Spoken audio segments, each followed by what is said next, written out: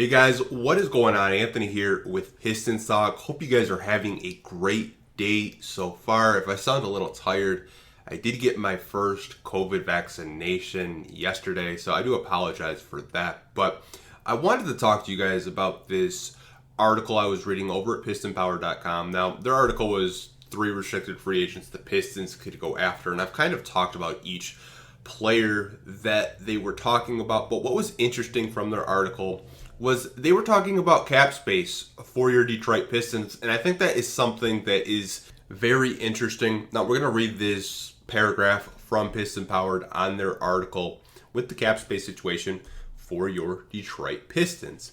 They say the exact amount the Pistons will have to spend can fluctuate widely depending on a number of factors. This has been a hot topic of debate on Pistons Twitter, and everyone seems to be able to find a source that supports their viewpoints.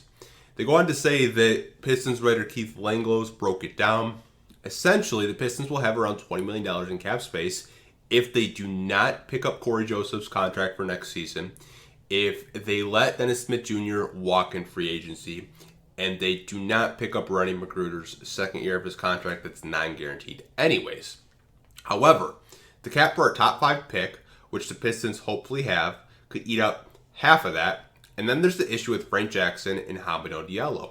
In other words, there are too many moving parts to really project the Pistons' cap number, but could be anywhere from $0 to $12 million depending on what they do with their own guys. So let me break down the contract situations real quick. So Corey Joseph has a $12 million contract, but it's not fully guaranteed at $12 million. What the Pistons can do is they can waive and stretch him, and I think it's only like $4 or $5 million guaranteed. I don't have the exact number pulled up in front of me right now, but just to assure you guys, he does not have a fully guaranteed $12 million contract.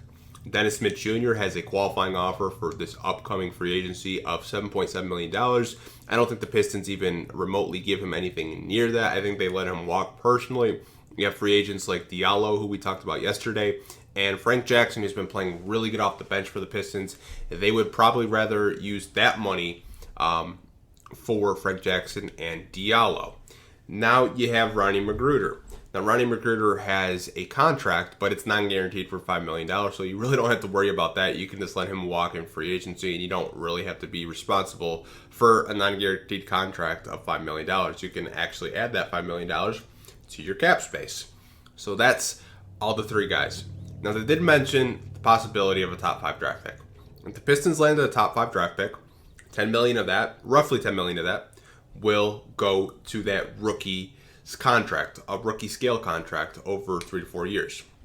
So you have to take that in consideration. So the Pistons would be left with $10 million if they want to re-sign Diallo, if they want to re-sign Frank Jackson, or maybe there's a guy in free agency that they really like. They could spend the $10 million there. But I wanted to update you guys on that because I think it's incredibly interesting.